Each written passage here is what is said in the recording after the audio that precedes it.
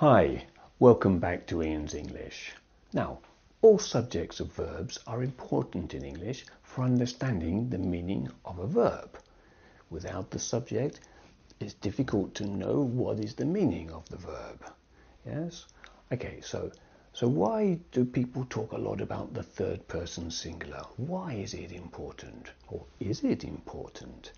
Okay, it's important because it is a subject.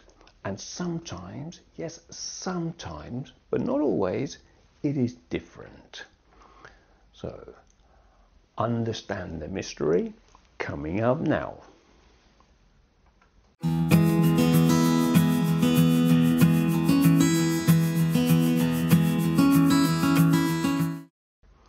If this video helps you, give it a like and ask me a question below in the comments, yes? Okay, so what is the third person singular? Well, some examples are it, my dog, he, my brother, Fred, she, Raquel, my wife, the man next door, okay? Basically any one other person or thing that is not me or you, okay? It is one of the words that tell you who or what is doing the action. It's the subject of the verb. So in the first person singular, you say I. So I like apples.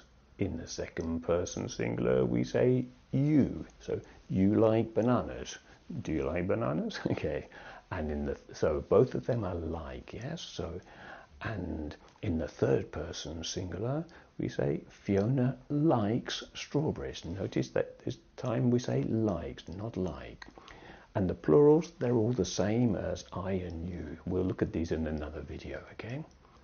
For more on verb forms with ending in S, and see this video up here or down in the description bar down the bottom there, yes? So why do teachers think they have to say so much about the third person singular? Okay, well, because verb forms in English make the biggest changes from the infinitive in the third person singular. But the good news is, don't worry, it's very simple and it doesn't happen a lot.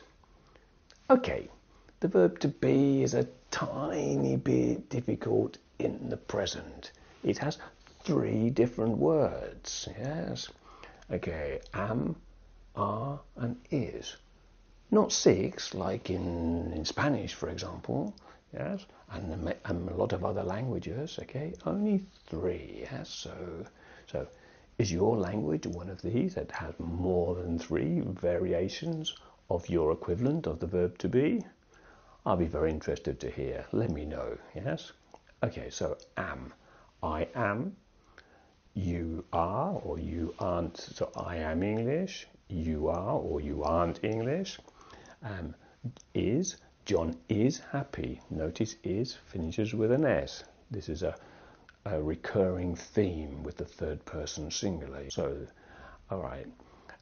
So in the present then, am, are, and is, 3 different words. In the past, the verb to be, it's a little bit easier because there are only 2 words, yes, was and were. So, I was at home this morning, Maria was at work. Notice Maria is the third person singular and it's the same as I, but Maria, also it finishes with S, yes? But were, you say you were in London, okay?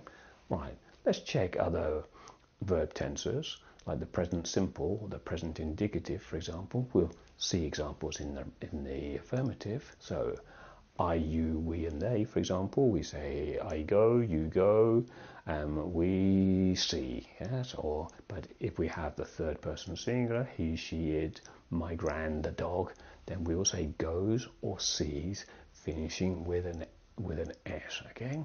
So, you see, in the present simple, there are 2 different words in each present simple verb form, okay? In the present perfect, also there are 2. We have or has. There are no other alternatives because they have the past participle, yes? So there are 2 different words. So I have gone, my dog has gone. You have seen, My gran has seen. Okay, and in all other verb forms, there is only one variation of the verb. For example, in the past, with a regular verb, for example, and the past of go is went, so I went or she went. Or a regular verb, like, so I liked, Joseph liked. And in the past perfect, we only have had. I had gone, John had gone. No other variations, yes?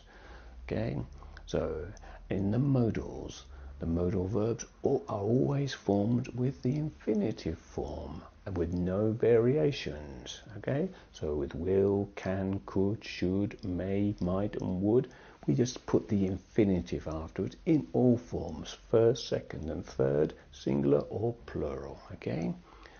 So, for example, with the future using will, I will go, she will go, yes?